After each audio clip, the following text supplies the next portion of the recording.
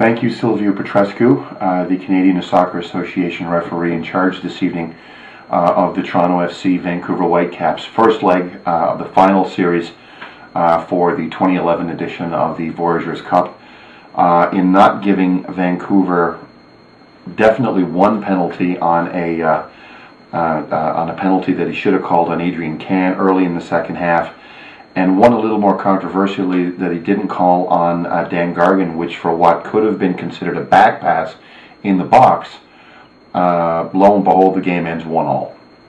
A lot of things to be concerned about in this game, and of course a lot of things to be quite happy about for Toronto FC as well.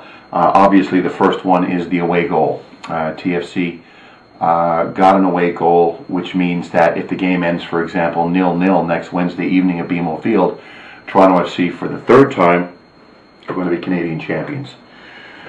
The starting lineups for TFC tonight were the same as what played against the Chicago Fire this Saturday past at BMO Field. Dan Gargan played again. Danley Borman was out with injury, so everybody who started on Saturday and that who wilted so badly late in the game against Chicago last weekend played tonight in Vancouver. Vancouver, on the other hand, I think made 7 changes from the team that lost away in Boston to the New England Revolution last Saturday. So they actually really made some significant restings of players for this very important game tonight. I think thank you to the Vancouver Canucks is pretty necessary tonight as well. I see Steve Nash tweeting a video tonight while he's in the stands at Rogers Place, or whatever it is, the stadium in Vancouver, watching the Canucks instead of the team that he owns, the Vancouver Whitecaps. I don't think that's going to go down well with some of the Southsiders, for sure. I think Stephen Fry, again, is pretty well at the top of the plaudits list again this evening.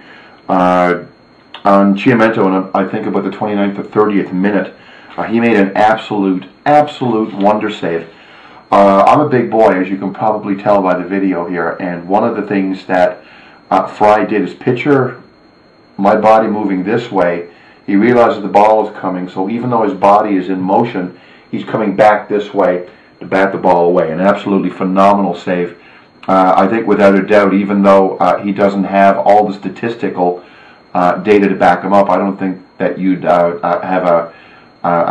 you'd be able to find a better goalie in all of Major League Soccer this year than Stephen Fry. He's been absolutely fabulous. He saved Toronto's bacon tonight. Jacob Peterson was the first of 2 somewhat concerning injuries. That bloody field turf that they've got at Empire Stadium, or Empire Field, I should say, in Vancouver, is absolutely abysmal. They've got all of that rubber grit on it. A lot more than what they used to have on the turf at BMO. They water it down, so it's really heavy and sluggish. He was coming down from a tackle or a headed ball, if I can't remember exactly which one. Anyway, he landed really funny. It looks like he may have done some significant damage to his hamstring. A few minutes later, Tony Chani did the same thing. Tony fell awkwardly on a challenge, came back just before the half, went off for a minute, got looked at, decided to try to gut it out for the half. He did. At the second half, Oscar Cordon came on to take his place. So TFC was really behind the 8 ball with 2 of its starting midfielders who've been playing relatively decently lately gone, and any tactical substitutions or fresh legs late in the game had to wait because Vinter only had 1 sub left, which he used a little bit later on. Sulzma had a decent shot on goal late in the first half as well. One of the only chances I think the TFC had to get anything on net in the first half. And in the second half, that's when things really kicked off. Toronto FC had about, I think, a good 10 minutes, maybe somewhere between 8 and 10 minutes at the beginning of that second half where they looked absolutely dreadful. Between another great save by Fry, between an open net, between a horrible miss by Jay Demerit, between a goalpost and a crossbar, 60 minutes in, TFC is still in this cup tie with a 0-0. That changed, of course, pretty quickly. Eric Hasley scored a goal, a really nice goal as well, came from a bit of a defensive breakdown. Jay Nolly, the very experienced Vancouver goalkeeper, did a nice outlet pass up to Chiamento, I think it was, who knocked it on to Hasley, who was unfortunately being man-marked by João Plata. Hasley just cut back in and did a wonderful curving shot into the top left-hand side of the net that Stephen Fry was fingertips away from saving. But it led to a well-deserved, at that point, with all due respect to them, lead by the Vancouver Whitecaps. So 15 minutes in, they've missed about 4 chances. They've got a penalty not given. They hit the woodwork twice, but they did score. And that came, I think, in the 64th minute.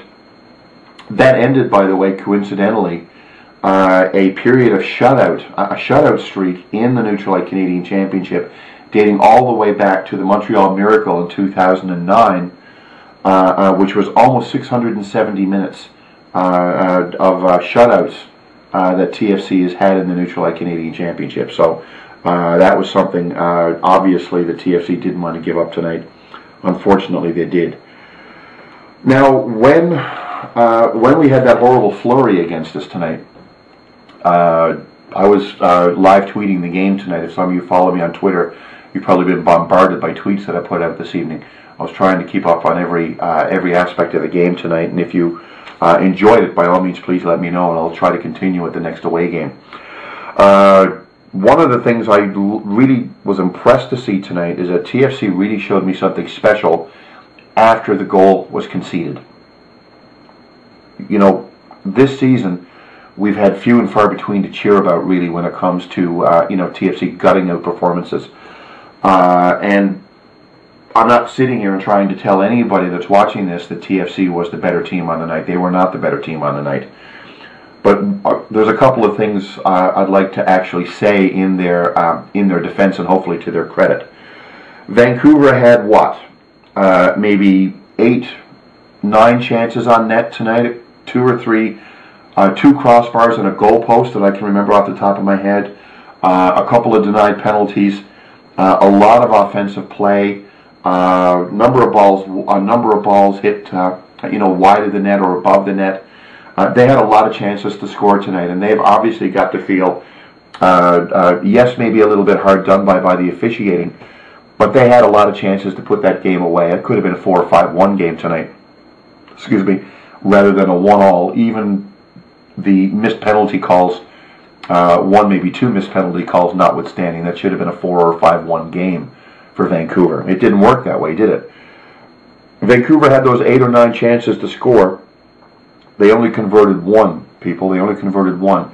Toronto FC had maybe 1.5 chances on net tonight. Soulsma had a half-decent chance in the first half, and Soulsma again in the second half put a lovely little low, slippery cross into the box that Maicon Santos, I think almost with a back heel, very wonderfully put into the net behind Jay Nolly to give TFC a lifeline and give them that precious away goal. That goal came on a period of maybe 6 or 7 minutes of very, very strong, possession-oriented, offensively minded, dare I say, patient play on the part of Toronto FC that led to that goal. And that was gutsy. That was really, really gutsy to see. It was really, really encouraging to see that the team actually, in a hostile environment, down a goal, 2 players injured, Chani and Peterson, by the way, and again, as of now, there are no updates yet, but I'm guessing both of them are probably not going to be available for the weekend, that weekend's game in Colorado. They gutted it out. They really, came back and scored that goal. After the goal came Plata, who was really getting battered around tonight as well. He was really getting hit a lot by the Vancouver defenders. He was substituted for Ty Harden, so I tweeted tonight as well that it looked like, to me anyways, that Aaron Vinter was getting a little more tactically ambitious, shall we say, and he was going with a very innovative 2-3-5 formation with 5 guys laid along the back. Vancouver had a lot of chances to salt the game away late. Again, between the defensive sturdiness, shall we say, of TFC late in the game after that 15-minute flurry for Vancouver in the second half. They managed to salt away the point and the away goal. So just to make sure everybody's clear on what happens, TFC has the hammer coming home. If that game next Wednesday night ends 0-0, for example, which is a distinct possibility, TFC goes through on the away goal. If Vancouver comes to TFC and wins outright, well, then they deserve to win the trophy, don't they? If it's a 1-1, for example, it goes to injury, it goes to extra time, and then maybe, God forbid, penalties as well. But bottom line is that Toronto FC did themselves a huge favor tonight with that away goal on one chance, maybe 1.5 chances to score. They scored one. I think that's something that needs to be remembered and something that needs to be praised. That was a really gutsy performance tonight by TFC. I know I've said gutsy a few times, but it's really strongly how I feel about how good that performance was tonight in a lot of ways. Plaudits, I think, go to maybe 3 players in particular. The aforementioned Stefan Fry again. I think he's frankly running away with the TFC MVP or TFC Player of the Year award this year. Richard Eckersley is looking better and better game by game. He looked quite sturdy tonight. He kept Eric Hasley, particularly in the first half when Vancouver was doing some significant pressing. I think he did a really good job on making sure that Eric Hasley, who's a big, strapping boy, he did a really good job in keeping him off the score sheet. Nick Sulzma, not exactly fleet of foot, but a player tonight that showed me something as well. He showed some nice moves on the ball. He showed a couple of decent offensive flashes in the first half, and he put through a beautiful low crossing pass that Maicon Santos very ably converted into a goal. Santos, I was complaining about again on Twitter during the game that he didn't look like he was getting very much into the game, and one of my good friends, Dwayne Rollins, at the 24th minute, CanadianSoccerNews.com, tweeted back, well, he's really playing a number 9 tonight. He needs to have some service to get into the game. Lo and behold, 5 minutes later, Dwayne's proven correct when Maicon gets a little bit of service and does that wonderful little heel pass into the net. So, if you've got friends or family that haven't been to a game at BMO Field this year, next Wednesday is the night to go. By all accounts, there are tickets to be had. Get on Ticketmaster and get them. Go on the supporters group's message boards and find out if supporters have tickets, because win or lose next Wednesday, a trophy is going to be given out, and TFC has a really, really good chance for the 3rd year in a row, the 3rd year in a row to lift the trophy, the 2nd year in a row to lift it at BMO Field, and that will be something really special for TFC fans to be part of. So that's it. I'll have another video blog up on the weekend after the game this weekend in Colorado, and I'll see you all in the South Stands at BMO Field next Wednesday. Thanks again for watching, and you have yourselves a really good week. Cheers.